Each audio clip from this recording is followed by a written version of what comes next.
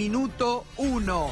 Enseguida, un diálogo a fondo, profundo, tras recuperar su libertad, Carlo Zanini, aquí con nosotros en Minuto 1.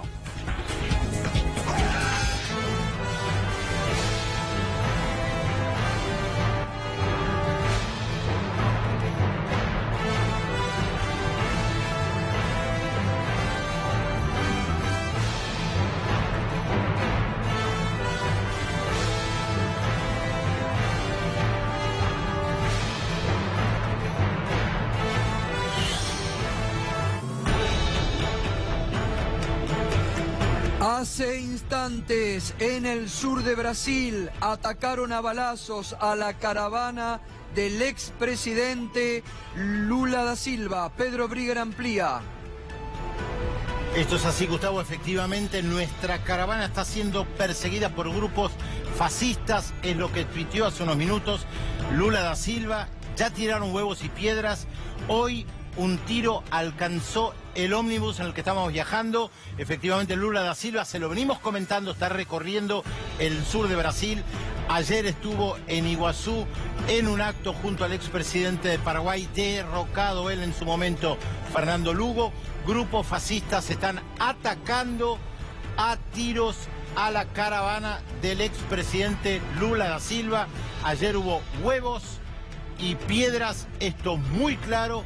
Hay un clima enrarecido en el Brasil, Río de Janeiro militarizada, y están tratando a toda costa de evitar que Lula da Silva pueda ser candidato en las elecciones de octubre. Recordemos, Gustavo, que Lula da Silva va primero en todas las encuestas y que según los datos el presidente Michel Temer tiene apenas 1% de intención de votos. 1% de intención de voto, por eso Lula sigue recorriendo el Brasil y por eso lo están atacando.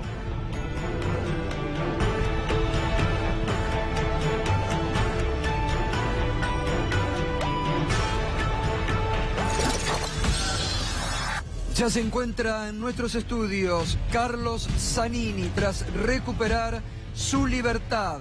Él se preguntaba mientras estaba en la cárcel, que alguien me explique por qué estoy preso. Anoche aquí con nosotros el doctor Carlos Rosansky, ex juez, hablaba sobre este tema, hablaba de la nota que él había escrito para responderle, decía, no hay explicaciones. Enseguidita vamos a hablar a fondo, una charla profunda con Carlos Zanini sobre este particular momento grave a nivel institucional que vive la Argentina, producto no solamente de persecuciones políticas, sino también de la permanente injerencia del gobierno en la justicia, que cada vez se ve más. Muy buenas noches. A partir de este momento, la realidad ampliada está aquí en Minuto 1, como le digo todas las noches, lo que otros cada vez te muestran, lo que otros cada vez te cuentan, aquí te lo mostramos, te lo contamos, la realidad ampliada que está en Minuto 1 a la pantalla de C5N. Enseguida vamos a estar hablando con Carlos Zanini, pero seguimos, como lo venimos haciendo, con este tema realmente grave a nivel institucional. Todos los días, de una forma ya desvergonzada, descarada, los medios cercanos al gobierno o anticipan fallos de la justicia que la verdad uno se pregunta cómo es que saben lo que una Cámara dentro de 2 o 3 meses puede fallar.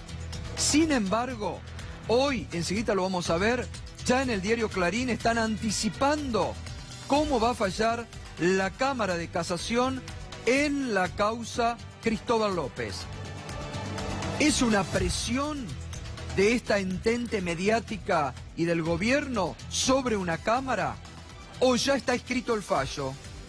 ¿O ya le escribieron el fallo a esos integrantes de la justicia?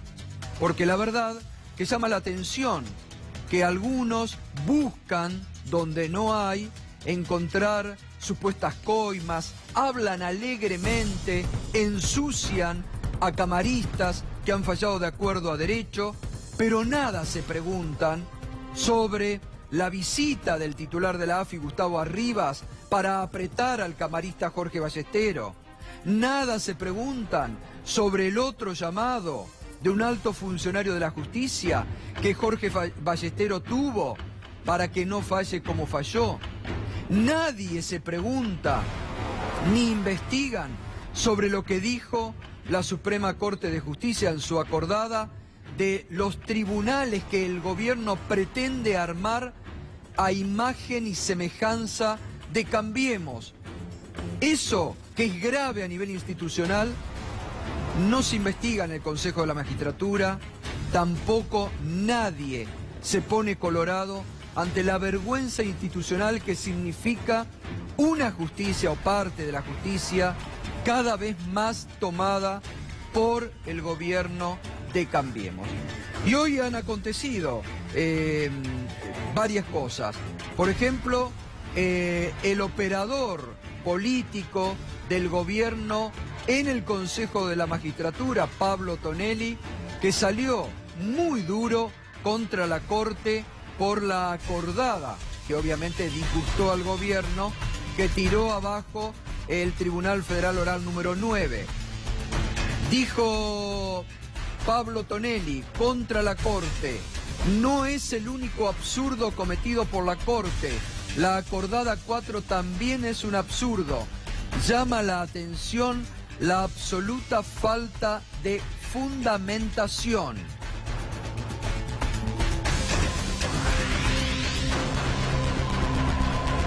Bueno, y aquí también vale la pena volver sobre los operadores de Macri en la justicia, que cada vez parece que están más activos para presionar, ¿no? Bueno, Gustavo Arribas, titular de la AFI, la semana pasada veíamos cómo en el propio diario Clarín se contaba, no hubo ninguna reacción en contra, ninguna desmentida oficial, por lo que hay que darlo por hecho, que el gobierno envió a Gustavo Arribas a que apriete al camarista Jorge Ballestero para que cambie el fallo que benefició a los empresarios Cristóbal López y Fabián de Sousa. Es decir, Arribas es uno de los operadores. Daniel Angelici, el presidente de Boca, denunciado en algún momento por Elisa Carrió, pareciera que Carrió ya no se acuerda más, es otro de los que sigue muy activo. José Torello, jefe de asesores. José Torello, una figura clave, se está convirtiendo no solamente en el manejo de la justicia, sino también con injerencia en la AFIP. Y Pablo Crucelas, el secretario legal y técnico de la presidencia, que también integra esa mesa de seguimiento, mesa chica, de aquellos fallos que no les gusta al gobierno. Hoy, Maximiliano, bueno, anoche tuvimos una charla profunda con Alessandra Minichelli, la esposa de Julio De Vido, con duros cuestionamientos también hacia el accionar de la justicia. Y ante esto que se conoció ayer, ¿no? También a través de la tapa del diario Clarín, que decía que el gobierno iba a pedir el apartamiento de un juez que podía dejar en libertad a Julio De Vido. Hoy habló Maximiliano Rusconi, el abogado defensor de Julio De Vido, y esto decía. Yo nunca vi una presión tan descarnada, impúdica, como la que está sucediendo, ¿no? Esto de que la Oficina Anticorrupción, que nunca, yo creo que la historia democrática nunca tuvo un comportamiento tan yo diría hasta partidista, ¿no? O sea, tan emparentado con el gobierno de turno. Una oficina que tendría que estar ocupada en controlar en tiempo real los actos de corrupción del gobierno, que es contemporáneo a su oficina. Julio De Vido también es testigo de esta presión política sobre la justicia, a efectos de que no se haga lo que hay que hacer, que es liberarlo, porque no hay un solo elemento, digamos. Cuando se dijo, cuando surgió la doctrina Irurzun, los argumentos eran que tenía muchas causas. Bueno, hoy tiene 2 o 3 causas menos, incluso en esas causas menos que tiene, quien había sido, por ejemplo, el perito en el caso del gas natural licuado, que era la prueba fundamental, hoy ese perito está llamado indagatoria. Bueno, allí estaba Maximiliano Rusconi comentando justamente las irregularidades y las anormalidades que llevaron debido a la cárcel, a Roberto Barata, que tuvo que ser excarcelado, porque justamente, como decía Rusconi, el perito, el truchaje que habían hecho, pero eso, sin embargo, no... Fíjese usted, ayer mostrábamos la lista negra de Macri en persecución a jueces probos, independientes, y sin embargo lo tienen como amigo al juez federal Claudio Bonadío, que no deja de cometer desatinos.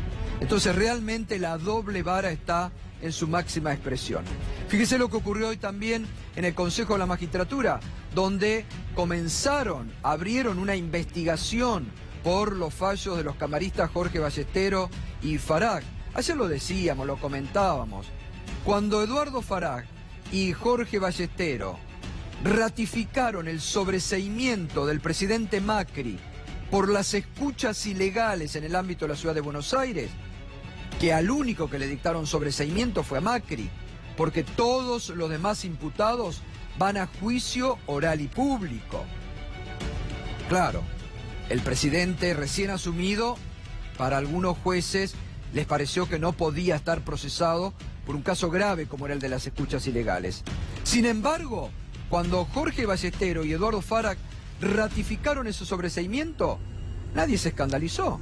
Nadie pidió investigaciones en el Consejo de la Magistratura.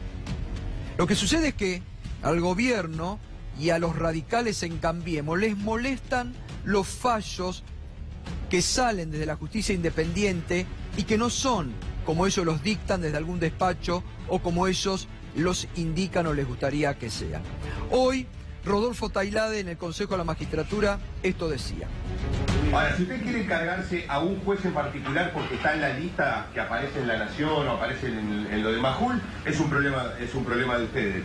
Yo estoy planteando lo que la Corte dice que hay que plantear, que acá hay una integración irregular. Entonces, Bruglia,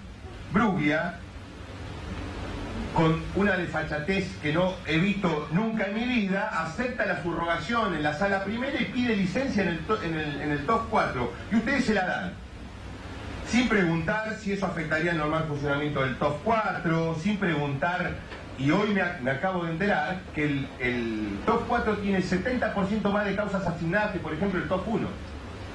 Y nosotros dejamos ir acá tapando, vistiendo un salto para desvestir otro, dejamos ir no solamente con esta barbaridad de poner a un TOF cuando se podría tranquilamente haber designado o haber seguido mecanismos objetivos. En definitiva, termino, presidente, el plenario no dijo nada, le aprobó la licencia, a Bruglia en el top 4 y ¿sabe lo que tuvimos que hacer? Lo que tuvieron que hacer, porque no me quiero hacer cargo, lo que tuvieron que hacer. Designaron un subrogante para el subrogante.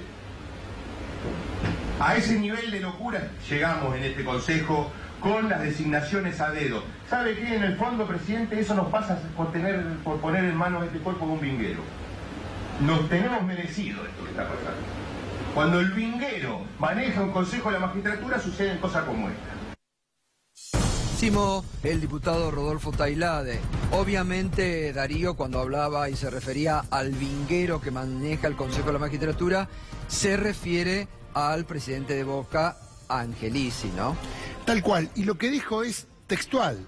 El Consejo de la Magistratura tiene que nombrar jueces y no lo hace, y busca a otros jueces, amigos del gobierno, para darle subrogancias. Y saca un santo de acá y deja aquel santo mal vestido y viste acá. Y en realidad no avanza la justicia. Este es el escándalo, el que decía al principio en el tema de lo que pide la Corte, porque más allá que se instaló en el tema de Ballestero, Fara, el tema de una posible coima, que en los pasillos de tribunales, lo que la Corte dijo es que se investigue cómo se conformó el tribunal. La Corte no habló de coima, no habló de sospecha, no habló de nada. Y recordemos que el presidente de la Cámara Federal es Martín Irursun. Es decir, que si hay que investigar a Fara, a Ballestero y a Martín Irursun, porque todo lo que pasa en la Cámara Federal es, ante mí, Martín Irursun. Efectivamente. Bueno, y vamos a otro que realmente es escandaloso, otro tema.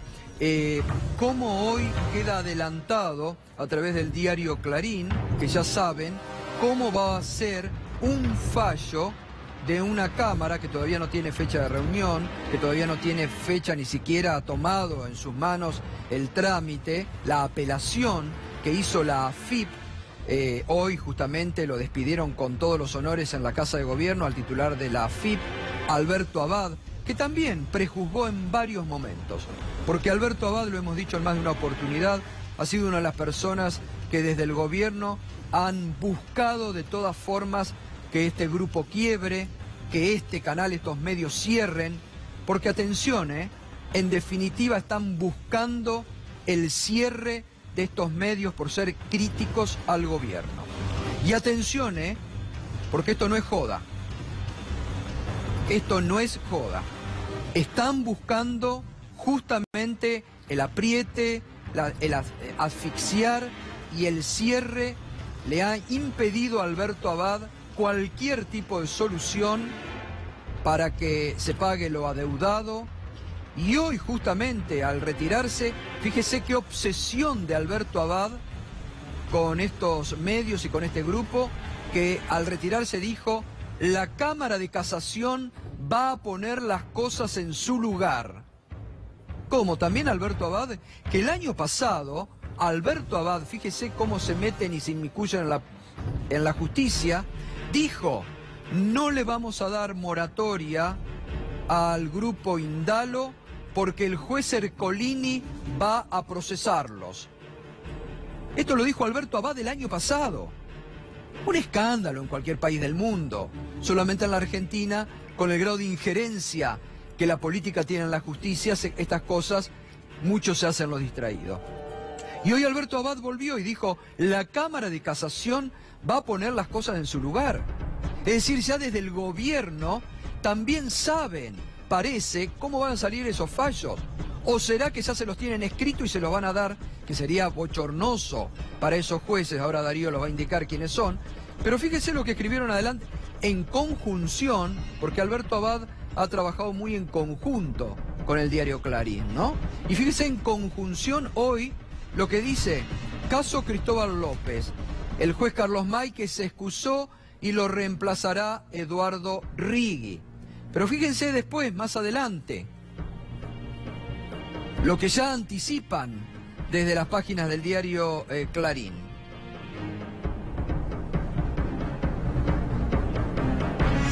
En la sala 1 de la causación, el nuevo magistrado ya votó en noviembre, pero dice: la oficialización del doctor Rigui confirma a la dirección que esa decisión podría tener en contra de los intereses y de los onerosos esfuerzos, vaya a saber qué quiere decir onerosos esfuerzos, de Cristóbal López. El camarista fue uno de los autores del fallo que el 26 de noviembre pasado volvió a decirle al empresario K y su socio Fabián de Sousa que el expediente por la deuda que su empresa Oil contrajo con la AFIP por no pagar durante años el impuesto a la transferencia de combustible debía ser tratado en la justicia como una defraudación al Estado. Pero además, esta es la parte más interesante, el segundo tiempo de este partido se jugará en la Cámara de Casación, cuya sala 1 ya opinó en este caso. La única jueza titular allí es la doctora Ana María Figueroa, fiel bastión del kirchnerismo en ese tribunal. Le meten presión también a la jueza Figueroa con estas etiquetas que ponen algunos medios, porque no ponen tampoco fiscales M, como hemos visto, o jueces M, como hemos visto que ya hay ayer y el fin de semana. Los propios periodistas cercanos al gobierno han oficializado, lo mostramos ayer, quiénes son los amigos de Macri o los fiscales amigos de Macri y quiénes son los enemigos. Bueno, dice que ayer Ana María Figueroa sorprendió diciendo que no integré nunca Justicia Legítima ni tuve ninguna cercanía con el kirchnerismo, además de advertir que el presidente y los ministros no deberían opinar sobre los fallos judiciales. Junto a ella votarán como subrogantes Gustavo Hornos y ahora Eduardo Rigui. Ninguno de los dos convalidará el fallo de Ballestero y Fara. Esa certeza devolverá la mirada a la jueza Figueroa, quien podría manejar los tiempos para retrasar una decisión incómoda.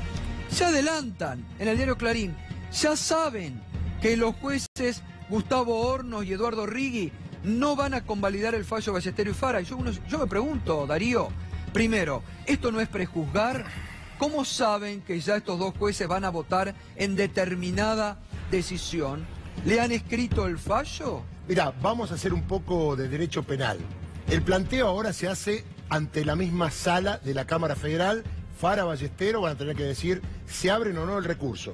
Si lo abren, va a la Cámara de Casación. Si no lo abren, tienen que ir en queja a la Cámara de Casación. Un trámite que tarda por lo menos un mes. Segundo, lo dijiste vos, la única titular de la Cámara o de la Sala de Casación es Ana Figueroa.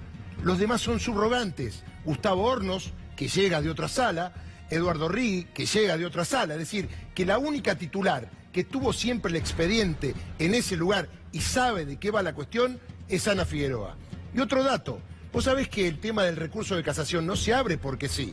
Acá tenemos hoy a una persona que estuvo detenida, Carlos Zanini, que fue a casación y estaba detenido y pidió que le abran el recurso. ¿Sabés lo que dijo otra sala de casación? Que la detención de Zanini no causaba agravio y estaba detenido. Yo me pregunto, si una detención no causa agravio, ¿puede causar agravio una causa penal que está en pleno trámite, que están procesados, que van rumbo a juicio oral, que sigue en el mismo fuero? Porque recordemos que más allá de lo que dicen los medios, la causa no se va al penal tributario, la causa va a quedar allí, en el juzgado del Colini. ¿Y por qué?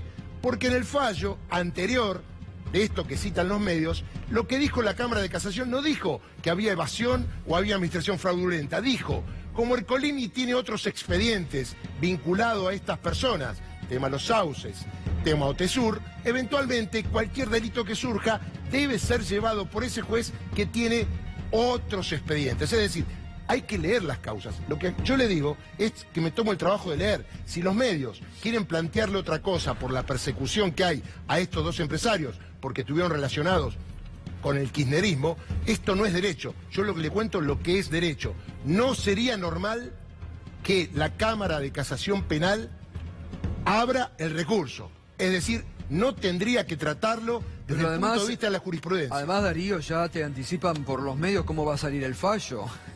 Es insólito. Absolutamente insólito. Digamos, es una forma de presionar, está claro, presionan todos los días. Ahora, la verdad que los mismos jueces deberían tener un poquito de vergüenza ajena y por lo menos salir al cruce y decir, señores, o no hemos tomado ninguna resolución, o la hemos tomado, no nos ha llegado, pero no dejarse manejar de la forma en que muchos se dejan manejar. Lo que pasa, Gustavo, que se junta animosidad con ignorancia. Claro. Porque, sí, es verdad. Porque la ignorancia, la Cámara de Casación es algo extraordinario. Claro. No se abre un recurso porque sí. ¿Qué cambió? Están procesados, están embargados, están inhibidos, están en libertad. Eso no va a cambiar. Por más que hagan esfuerzo los medios, que vuelvan a la cárcel, no puede cambiar porque no es vinculante para la Cámara de Casación. Bueno, yo destaco esto último que dijiste. Hay mucha ignorancia, lamentablemente, y mucha mala fe, ¿no? Mucho de operación permanente, porque en definitiva, reitero, y esto es lo que hay que advertir, y la gente, la sociedad tiene que tener esto muy en claro, porque vienen por estos medios. Les molestan estos medios y muchos, lamentablemente, ¿no? Lo decimos diariamente, lamentablemente, que haya colegas o periodistas que están buscando el cierre de estos medios porque son los únicos que hoy muestran la realidad y por los que la gente se puede informar, es muy bochornoso. Y que el gobierno, que dijo que venía a terminar en la pelea contra los medios y a garantizar la absoluta libertad, que esté buscando eso, realmente también es muy, muy grave para la institucionalidad. Y Gustavo, es mentira que en caso de que la causa quede en Ercolini y se confirme el fallo, se paga una moratoria y no pasa nada. Mentira. Por más que se haga una moratoria, hay una causa penal que va a tener que terminar. Y sea administración fraudulenta o sea evasión, el monto de la pena es el mismo. Claro. De 1 a 6 años de prisión. No cambia absolutamente nada. Es más, acá se perjudicó la situación de Echegaray, el hombre de la FIP. Es decir, que hay un agravamiento de la situación para Echegaray. Entonces me parece que mentir de que van a pagar una moratoria y que no pasa nada, hay que decirle a la gente que esto no es verdad. Esto va rumbo a un juicio oral, que en algún momento se va a hacer. Bien, Ya estamos con Carlos Zanini. Buenas noches, Carlos. Gracias por estar, ¿eh? Buenas noches. ¿Cómo está? Muy bien. Ha podido, bueno, se lo ve y leíamos muchas de las cuestiones y las cartas que usted escribió desde la cárcel. ¿Cómo calificaría estos meses en prisión? Usted pedía explicaciones que nadie se las ha podido dar desde lo jurídico. No, pero todos han sido muy claros en marcar lo que yo quería poner en evidencia, el carácter absolutamente político de la decisión. No tenía nada que ver con lo jurídico. Fue como... Yo había visto una película cuando era chico que se llamaba Tutti estamos en libertad condicionales. Y amenazaba, era el caso de un ciudadano X que terminaba preso y destruido por el sistema penitenciario italiano. Eso es un poco lo que me pasó a mí, porque inventaron una causa, yo diría, de un delito que no se podía haber cometido, que nadie puede cometer, porque ayudar a eludir la investigación o sustraerse de la acción de la justicia a unos iraníes que supuestamente son autores de un atentado de 1994, hasta diría que es un invento en lo más simple. La justicia argentina nunca los persiguió, no están en condiciones de eludir. La justicia argentina lo único que hizo fue enviar exhortos.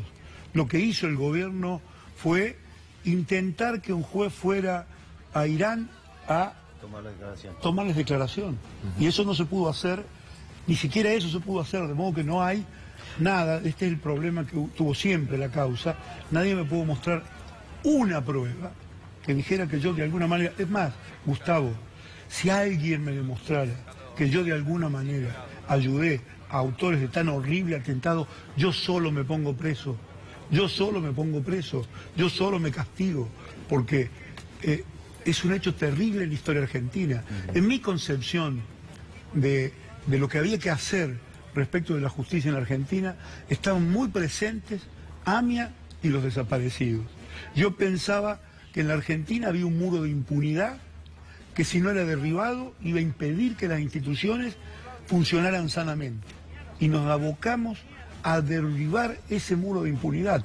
Entonces los juicios que eran de la verdad pasaron a ser verdaderos juicios y a tener autores de delitos de lesa humanidad condenados. Lo mismo queríamos para AMIA, que era una obligación de los ciudadanos argentinos para consigo mismos esclarecer ese hecho. Y lo único que se logra con ese hecho hoy es ensuciar honras, investigar para cualquier lado, menos perseguir a los que lo perpetraron. Además, usted en su caso, acá Darío lo comentó en varias oportunidades, ¿no? Usted ni siquiera había estado ni citado ni relacionado a la causa. No, ninguno de los 4 fiscales que actuó en la causa... Lo metieron de un día para el otro por la ventana.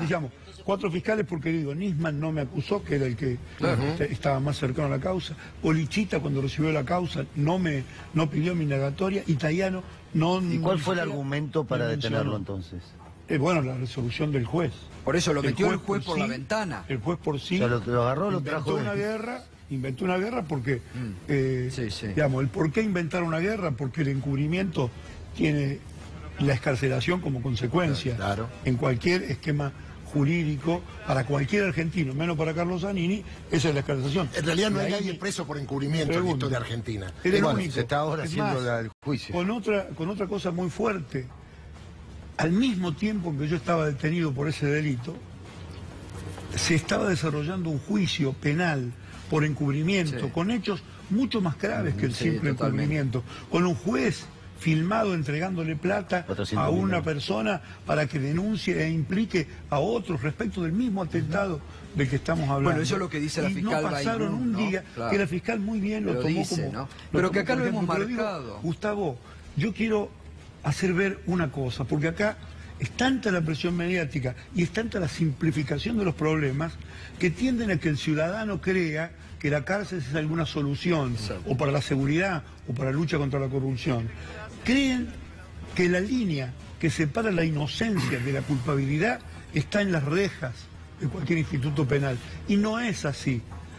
Tiene presunción de inocencia el 60% de los detenidos en el sistema penitenciario federal que no tienen una condena firme.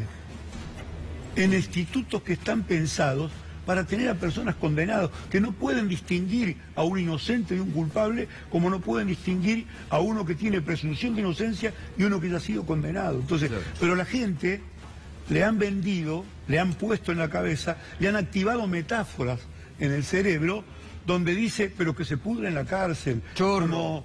Que esté chorro, que porque vaya, la gente, a ver, que se cree que la cárcel es una solución. No, pero aparte la gente, como bien usted está marcando, me parece que aquí hay una concepción que tampoco llegan a distinguir por qué, supongamos, usted estuvo preso. Seguramente muchos le preguntan y dirá, como el caballito de batalla del gobierno son chorros, corruptos, se robaron todo, va en esa dirección la condena. Es un modelo latinoamericano. Digamos, el preso que viene de la política a la cárcel han sembrado toda Latinoamérica con soluciones de ese tipo. Miren lo que le pasa a Lula. Esto es un modelo de dominación. Este es un modelo de dominación que Umberto Eco pone como inicio la fecha del tren, digamos, del Mani Pulite en Italia. Él, página 54 de un libro hermoso que les invito a que lean, número 0, que es cortito, le hace decir a uno de los personajes: el Mani Pulite significó en Italia, caído el muro de Berlín, que iban a pasar a dominarnos con los medios, los jueces y un libreto hecho por los servicios secretos. ¿A dominarnos a quiénes? A todos. A los supuestos populismos, digamos. Este es el punto. Este modelo de dominación, con medios, jueces que tienen temor a actuar como jueces, que se ponen como serviles a lo que mandan los medios, con un libreto hecho por los servicios. Ese es el modelo. ¿Usted incluye en esto a Lavallato también? Excede la política. Eso se aplica en cada causa penal que hay en la Argentina. Ahora, es la operación mediática, va el mafia de tal cosa y después el expediente judicial trata de parecerse a lo que el periodista dijo en esa nota periodística. Y después el juez tiene miedo de ser cómplice de los acusados por el diario, de lo que le inventaron en el expediente. Ahora, lo llamativo, doctor, y también... para colmo, discúlpame, pero es un tema que me ha tocado tan de cerca, que me ha activado, digamos, veo la necesidad de decir cosas que nadie está diciendo, porque vengo de una experiencia personal, porque yo he leído expedientes de compañeros de la cárcel, éramos 12 en un pabellón, uno solo con condena que no está firme. El resto era prisión preventiva. Pero extranjeros que en lugar de ser, por ejemplo, deportados, son retenidos durante 2, 3 años para salir de la cárcel, nunca se les hace juicio, y si se les hiciera juicio probablemente no podrían condenarlo porque la prueba es muy deficiente. Hay que mejorar el sistema. Yo descubrí desde dentro de la cárcel, la vivencia mía fue que la justicia argentina, el Poder Judicial argentino está desbordado por las causas penales y no sabe cómo resolverlas, de modo que no le da solución a la sociedad, porque no castiga a los culpables, ni le da solución a los presuntos culpables, cuya culpabilidad debe demostrarse. Ahora, doctor, en su caso, que se trató, evidentemente, formó parte de lo que uno denominó en ese momento una cacería política, porque usted incluso denunció que en los días previos en Río Gallego lo habían comenzado a seguir. El día de la detención, yo noto que me siguen 2 personas en un auto. Y yo digo, me estarán por robar. Me fui yo a la sede de la Policía Federal a preguntarles: díganme por favor, si ustedes me están siguiendo, me quedo tranquilo. Claro. Díganme si hay alguna novedad, si tengo que hacer algo referido a la causa en la que he sido llamado a indagatoria. Y ellos me confirmaron que era un auto de la Policía Federal. Cuando me dijeron eso, me fui tranquilo. Horas después me doy cuenta que me habían estado siguiendo para detenerme. Claro, fue esa misma noche. Que tenían anticipada de alguna manera la orden, sabía o qué, pero sin ninguna orden válida, sin ninguna legalidad, me estaban siguiendo. Claro. Ahora, ¿usted cree que esa decisión de ponerlo por la ventana fue una decisión del gobierno que Bonadío... Yo lo definí, digamos, yo no tengo la posibilidad de investigar cómo han sido todos los hechos, no lo he conocido porque soy el afectado, por eso lo defino de esta manera, Gustavo.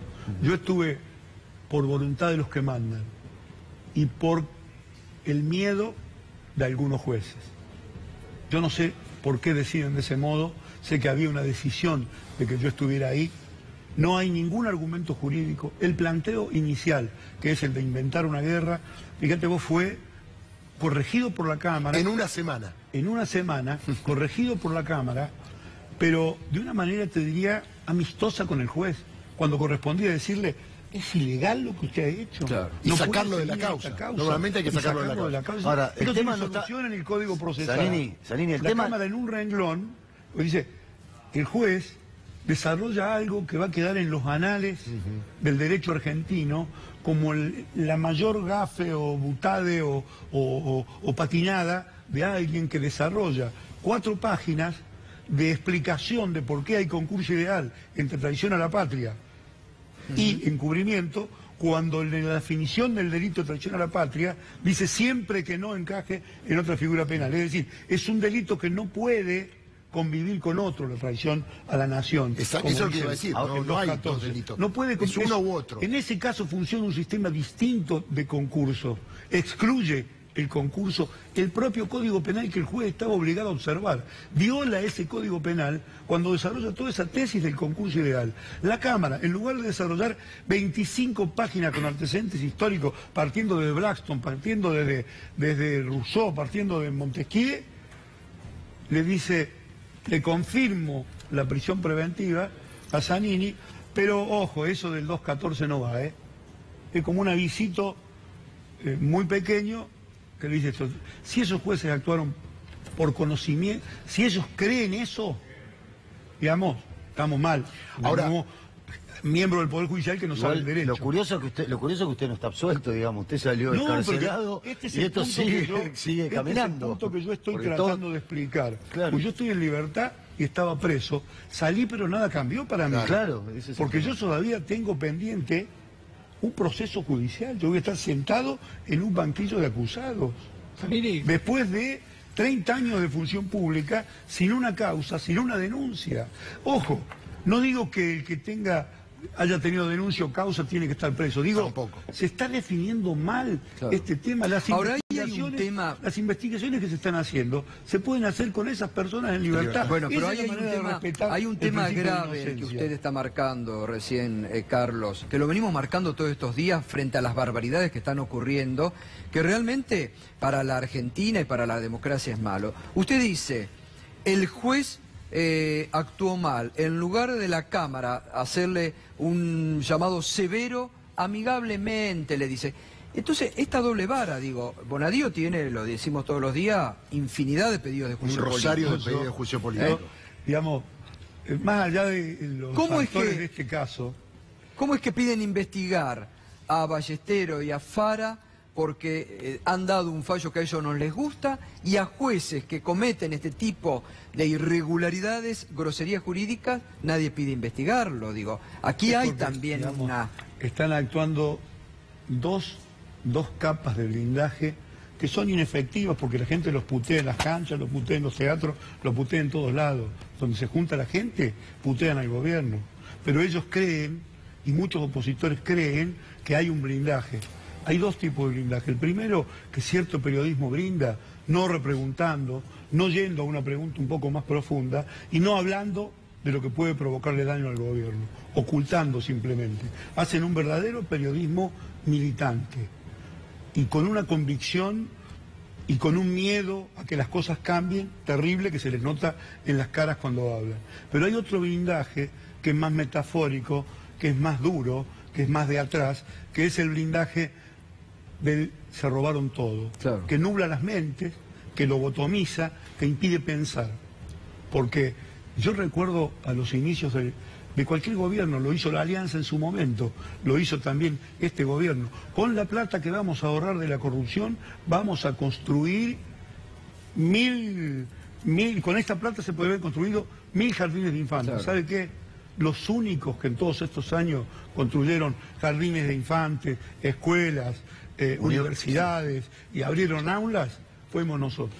Ahora, doctor... Ninguno de ellos, con tanta transparencia que dice que tienen, con tanta honradez, pudo hacer nada que llegue ni al talón de lo que hicimos nosotros en los últimos 4, 6 o 10 años. Doctor, una pregunta. Hubo hechos de corrupción en todos los gobiernos, inmediatamente después se investigó, y lo máximo que se llevó por parte de la justicia es un procesamiento, una indagatoria, pero nunca se llegó tan lejos de salir a perseguir a integrantes del gobierno anterior por hechos de corrupción. ¿Qué pasó en la justicia federal que antes nunca metía preso a nadie y de repente a los que fueron del kirchnerismo lo quieren meter presos a todos? ¿Hay un cambio de jurisprudencia? ¿Hay un cambio de presión mediática? ¿O ellos están jugando este partido de querer meter presos a exfuncionarios kirchneristas? Yo primero no generalizaría, diría, ojo, esto no es la justicia, esto no es todo el Poder Judicial, son un grupo muy pequeño con una localización geográfica en esta capital y con rebote mediático. Yo conozco muchos jueces y sé que muchos de ellos trabajan con mucha honestidad. Es más, esta fiscal Baigún, estas juezas que decidieron mi causa, fueron las primeras que se dedicaron a leerlas, no se sometieron a la presión que estaban recibiendo y decidieron bien.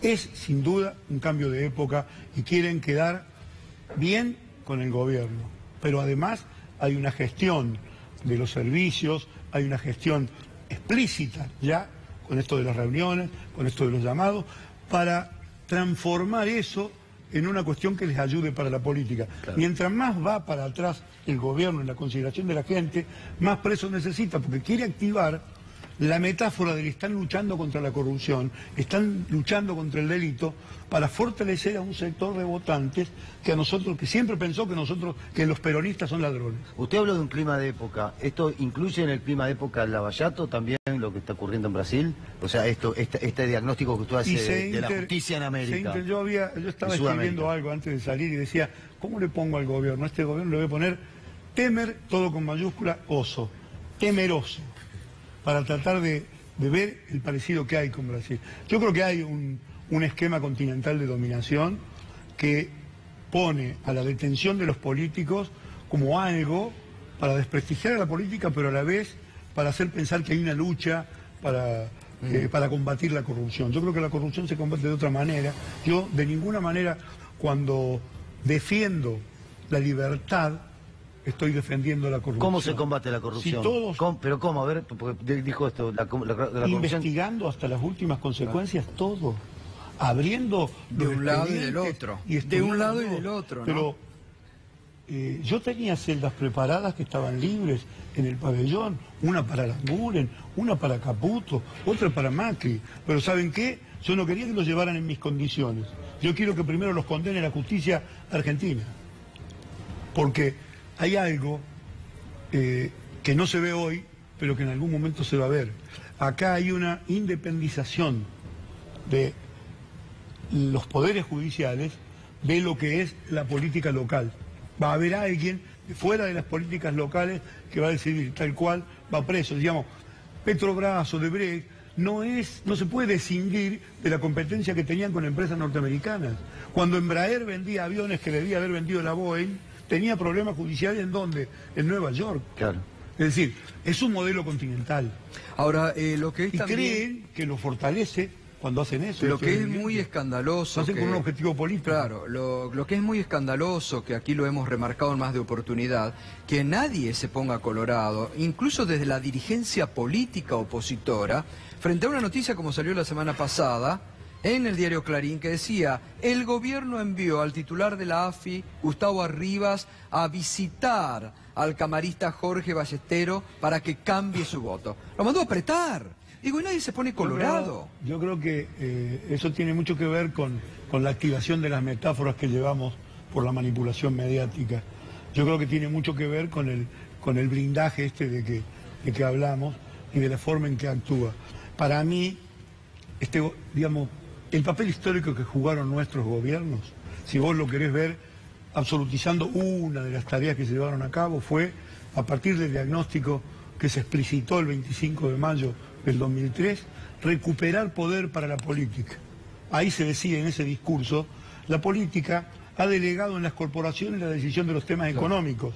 Y Néstor dijo, yo no voy a dejar la comisión en la puerta de la Casa de Gobierno y yo voy a ser mi propio ministro de Economía. Eso fue letal para las corporaciones y yo creo que marcó, de modo que podemos decir, el poder que recibió Kirchner cuando le entregaron la banda presidencial fue inferior al que él le dio a Cristina en el 2007, e inferior al que Cristina transfirió en el 2000, el que recibió en el 2011, e inferior al que transfirió en el 2015. Hubo un fortalecimiento de la política.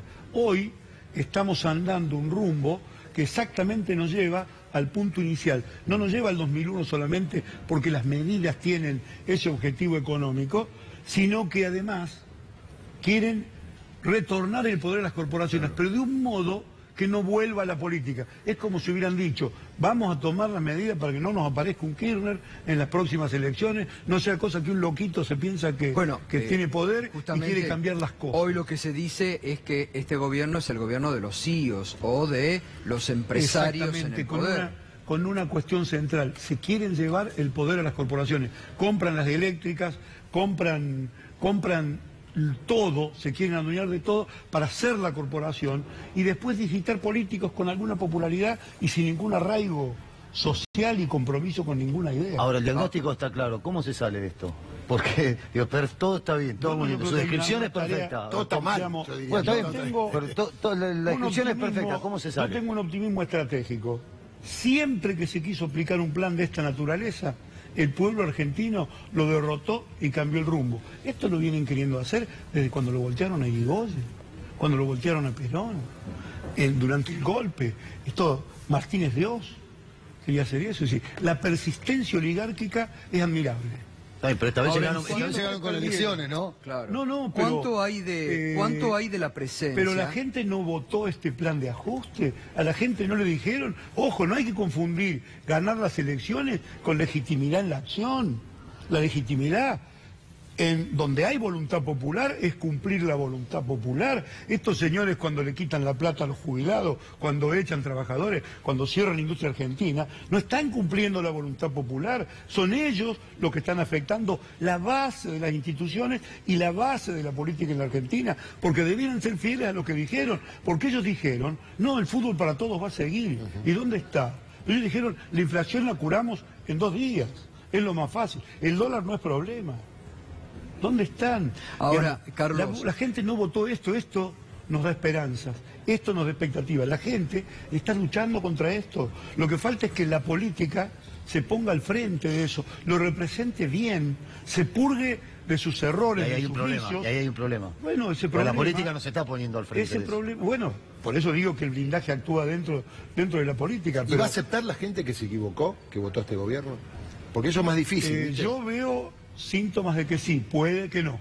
Eso también depende del trabajo que se haga desde la política. La política, pero digo, es el hay arte un de elemento, representar en definitiva también. Carlos, hay un elemento en esto, en lo que le ha pasado a usted injustamente o en otros que han sido llevados por una clara persecución política a la cárcel. Hay un elemento que no hay que soslayar en la construcción que ha hecho la Alianza Cambiemos del Poder, que es el odio.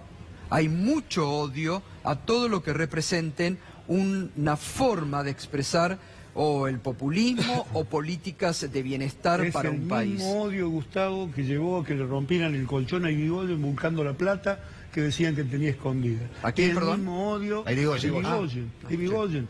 A Perón decían que se había llevado lingotes del Banco Central. Y cosas peores. Y cosas muy se peores. acostaba con la chica de la web. A mí me regalan un libro, una atención que tuvo una diputada, me regalan un libro, el libro negro de la segunda tiranía, 3ª página, el procesamiento por traición a la patria de Cámpora, John William Cook, Jorge Antonio, porque le habían dado la suma del poder público a Perón. Es el mismo odio que hacía prohibir el uso del nombre Perón, Evita, sus parecidos, sus sucedáneos, su partido, sus ideas, todo lo que fuera. No se puede decir justicia social. Ahora, ¿no cree usted que desde la política hay muchos desertores en este momento que no se han puesto frente a la problema? Porque digo, es un problema grave. ¿Cuántos han... Usted porque lo vivió en carne propia, Roberto Barata, por lo que nos enteramos, que está hasta pagando las consecuencias familiares de lo que le gritan con la presencia de su hijo en la calle, con los vecinos, con los vecinos, sin haber llevado por un hecho de corrupción. Pero digo, ¿cuántos no advierten hoy el problema que significa? Del otro lado está el reclamo de los políticos que se quejan de que la gente no tiene suficiente reacción en función de la agresión que está recibida. Digamos, es como un problema de incomprensión entre la gente y la política, y eso pasa. Están en crisis las representaciones en la Argentina. Por eso hay que construir una nueva mayoría. Otra vez. En eso estamos caminando hacia un 2001. Pero yo no quiero un que se vayan todos. Yo quiero un que se vayan ellos. Si alguien tiene que irse, por mí que se queden hasta el día último de su mandato. Es lo que yo quiero respetar y lo que yo quiero que pase. Pero tenemos que trabajar con amplitud para interpelar a cada uno de los agredidos por Macri, para que vea que el único camino es la unidad con otros sectores para construir una nueva mayoría y democráticamente producir un cambio que cambie el rumbo.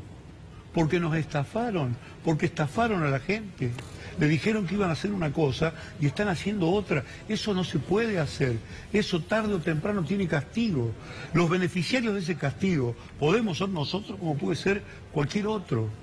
Yo no creo que los procesos políticos se repitan, no se repiten. Yo creo que cada proceso político tiene una originalidad que le da el tiempo, que le da la propia sociedad en donde ocurre. Por eso no son transferibles las experiencias de un país a otro. Pero tengo una confianza, digo un optimismo estratégico, si querés que lo haga un poco más suave, en que el pueblo una vez más va a derrotar un plan oligárquico de ajuste, de hambre, de exclusión. Yo digo, Milagro Sala está porque hizo lo que la oligarquía no quiere que haga. La oligarquía quiere pobres que se victimicen en sus necesidades. Y ella organizó pobres para que ejercitaran sus derechos. Ella y las 6 chicas que están detenidas con ella y una que tiene graves problemas de salud que está afectada. Ahora, este gobierno puso a Atanasio Pérez Osuna preso, el intendente de Río Turbio, para echar mineros del Turbio, robar la usina y cerrar la mina. Y esto son cosas que es muy difícil que se conozcan. Está preso también en Ezeiza, como estuvo yo. No tuvo la suerte de ser tan conocido como yo en ese momento, pero su caso es también el de un trabajador de la mina, dirigente de ATE, hombre que representó a su pueblo y ejerció la Diputación Provincial y que ha sido varias veces intendente de Río Turbio. Lo metieron preso y le avisaron que iban a echar a 500 personas. Sí, lo hemos estado siguiendo acá el tema. Ahora digo, volviendo al tema de la justicia, ¿no? Que esto es lo que nos debe preocupar en estos momentos. Usted, que ha pasado por esto, que pedía que alguien le explique y nadie le podía dar una explicación jurídica porque no la hay. Digo, ¿cómo va a actuar el día que se termine esto y que evidentemente todos le digan, bueno, mire, la verdad, lo llevaron mal puesto? Digo, ¿cómo va a accionar? ¿Qué? Porque también usted... Vamos, yo ya estoy estudiando Moisés Iturraspe, tratado sobre la reparación del daño provocado por los jueces. Derecho administrativo.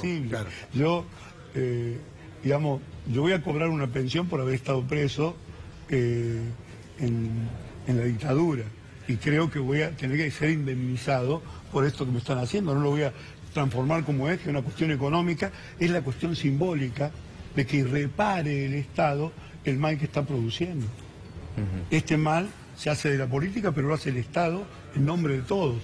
Es necesaria una reacción y es necesario una reacción también de la corporación judicial. Son los propios jueces los que tienen que comenzar ¿Y la nota a usted hacer en este valer. momento? Ellos tienen el poder para ser independientes. ¿La nota usted en este momento de algunos jueces? En este momento no, está deprimida, pero yo tengo también confianza en que va a haber... Nosotros formamos parte de un gobierno que hizo lo mejor para construir una nueva corte con nuevos mecanismos. Nosotros renunciamos a ampliar la Corte. Nosotros creíamos en un funcionamiento de la justicia que en definitiva fue una traba para lo que nosotros queríamos hacer, que era la democratización de los medios. El que para la democratización de los medios es el Poder Judicial de la Argentina. Y eso impidió que estas elecciones se hubieran dado en un marco más democrático, de múltiples voces. Y ahora, después de las concesiones de Macri a Mañeto, peor estamos. Porque no solo ha fortalecido el poder del monopolio, sino que además el monopolio se dio el lujo de hacer una diáspora de periodistas y ubicarlo en todas las pantallas. Tal cual. Y ubicarlo en todas las pantallas. Es decir, tratando de esconderse en las pantallas de los otros. Eso nos quita democracia. Nosotros lo teníamos claro, lo quisimos impedir, y el Poder Judicial al que nosotros queríamos mejorar nos impidió hacerlo. Yo creo que eso también va para una autocrítica del Poder Judicial que actuó de esa manera en su momento, cuando ve ahora jueces que son una hoja al viento de las corporaciones, porque hay que tener temple para ser juez y tomar decisiones, pero hay que tener más temple todavía para tomarlas en contra del sentido común que está imponiendo el medio dominante. Y entonces un juez pasa de ser un héroe a ser un traidor en cuestión de segundos. Depende de la tapa de un diario por la mañana. Eso necesita de hombres no solo probos, sino templados, que se atrevan a que los critique un día, 2 días, 10 días. Yo no me olvido el agravio que hizo sobre la justicia y sobre el Poder Judicial y sobre la fiscal, que dictaminó que yo tenía que estar preso porque era fiel a sus dictámenes. Yo vi un periodista que prácticamente le acusó de todo y disfruté que esa mujer tuvo la fortaleza necesaria como para responderle en términos jurídicos y explicarle a quien la quiere escuchar. Y nosotros tenemos muchos, y fíjate que nosotros, con Cristina, con todos, porque esta causa que me afectó a mí, está claro que es un armado entre mediático y de servicios de inteligencia para perjudicar a Cristina, por orden, digamos, por temor del gobierno. Por eso hablo de un gobierno temeroso, le tienen miedo a Cristina, de modo que adelantaron la discusión del tema previsional en el Senado para que no estuviera ella. Después prometieron que iban a discutir toda la flexibilización laboral en febrero en extraordinarias.